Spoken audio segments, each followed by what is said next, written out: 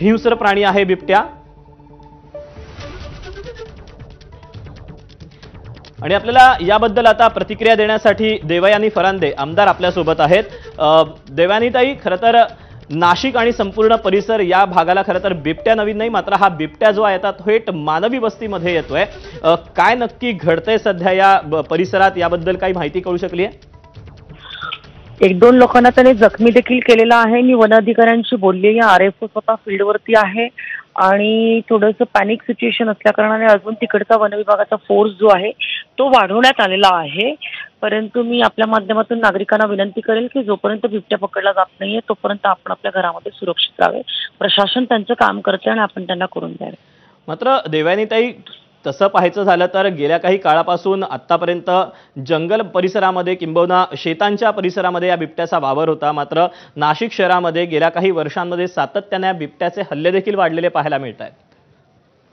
हो, निश्चित गेल्या काही दिवसांपासून दर 15 दिवसांनी बिबट्या हा नाशिक शहरामध्ये शिरतोय आणि त्यामुळे मी वन विभागाकडे देखील मागणी करणार आहे की हे जे बिबट्या आपण पकडतो त्यांना पकडून त्यांना वाईल्ड लाईफ सँच्युरीज मध्ये त्यांना परत त्यांनी हे करायला पाहिजे, शिफ्ट करायला पाहिजे। तर त्यांच्या पुनर्वसनाच्या दृष्टिकोनातून काही करता येईल का ते देखील बघायला पाहिजे।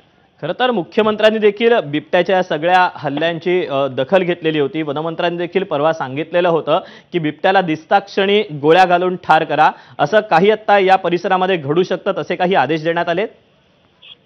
नाही, अशा पद्धतीच्या आदेशांचं मला माहित नाहीये, परंतु आता सगळाच फोर्स त्या ठिकाणी लावलेला आहे आणि ते काम करतात त्याला पकडण्यासाठी। देवयानीताई, धन्यवाद आपल्या सविस्तर प्रतिक्रियेबद्दल। तेव्हा इथल्या स्थानिक आमदार होत्या देवयानी फरांदे, त्यांनी आपल्याला माहिती दिलेली आहे की या संपूर्ण परिसराला सध्या जाळी लावण्यात आलेली आहे। शर्थीचे प्रयत्न सध्या केले जात आहेत। याशिवाय या परिसरामध्ये आपण बघितलं तर काही भाग जो आहे तो रिकामा करण्यात आला होता, मात्र नागरिकांची, इथल्या लोकांची जी आहे ती गर्दी देखील वाढलेली आहे आणि अशातच हा जो हिंस्र प्राणी आहे तो हल्ला देखील करू शकतो। त्यामुळे नागरिकांना देखील आवाहन करण्यात आलेलं आहे की त्यांनी आपल्या घरातच थांबावं, दुकानातच थांबावं, बाहेर पडू नये, असं आवाहन पोलीस असतील, वन विभाग असेल यांच्याकडून करण्यात आलेलं आहे। गेल्या काही काळापासून किंबहुना आता जी देवयानी फरांदे यांनी माहिती दिलेली आहे त्यानुसार साधारणपणे दर 15 दिवसातून या बिबट्याचा वावर शहरी भागामध्ये वाढलेला पाहायला मिळतोय। सातत्यानं या बिबट्यानं मानवा वस्तीवर देखील हल्ले चढवलेले आहेत आणि आत्ता देखील पोलिसांकडून असतील, वन विभागाकडून असतील, याशिवाय रेस्क्यू टीम ज्यांना पाचारण करण्यात आलेलं आहे त्यांच्याकडून ज्या भागामध्ये हा बिबट्या लपलेला आहे त्याला जेरबंद करण्यासाठी ही आता जाळी लावण्यात येते।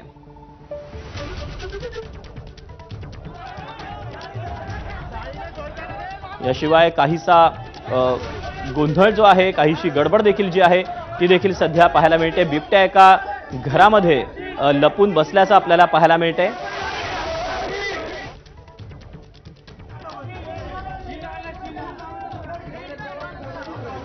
जी माहिती मिळालेली आहे त्यानुसार नाशिकच्या महात्मा नगर परिसरामध्ये हा बिबट्या लपून बसलेला आहे। या बिबट्याच्या हल्ल्यामध्ये 2 नागरिक जे आहेत ते देखील जखमी झालेले आहेत।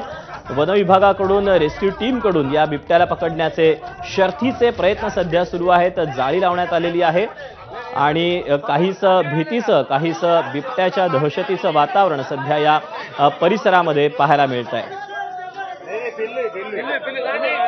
शेत असेल, जंगल असेल, नाशिक परिसराला एक निसर्गाचा मोठं वरदान देखील लाभलेलं आहे। या ठिकाणी अनेक वन्य प्राणी राहत असतात, मात्र गेल्या काही काळांमध्ये या बिबट्यांची संख्या ही लक्षणीयरित्या वाढलेली आहे।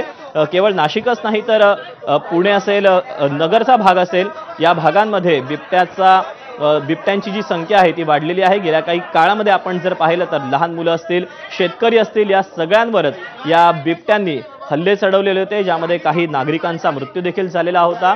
काही ठिकाणी या बिबट्यांच्या वाढत्या हल्ल्यांच्या विरोधात नागरिकांनी आंदोलन देखील केलेलं होतं। याशिवाय या बिबट्यांचा ठोस बंदोबस्त करावा यासाठी रास्ता देखील करण्यात आलेला होता। या सगळ्यामध्ये खुद्द मुख्यमंत्र्यांनी देखील लक्ष घातलेलं आहे। तर दुसरीकडे वनमंत्र्यांनी देखील काल परवाकडेच बोलताना जर आपण बिबट्यांचा वेळीच बंदोबस्त केला नाही तर कुत्र्यांच्या प्रमाणे बिबट्याची संख्या वाढलेली दिसू शकते, असं एक उद्विग्नतेतून वक्तव्य केलेलं होतं। याशिवाय जे बिबटे आहेत त्यांना देखील दिसताक्षणी गोळ्या घालून ठार करा असे आदेश देखील त्यांनी दिलेले होते आणि त्यानंतर लागलीच आता नाशिकच्या या भरवस्तीमध्ये हा बिबट्या लपून बसलेला आहे। मंत्री गिरीश महाजन देखील सध्या या भागामध्ये आल्याचं आपल्याला पाहायला मिळतंय। नाशिकचा कुंभमेळा येतो आहे। या कुंभमेळ्याच्या पार्श्वभूमीवर कालच भूमिपूजन विविध प्रकल्पांचं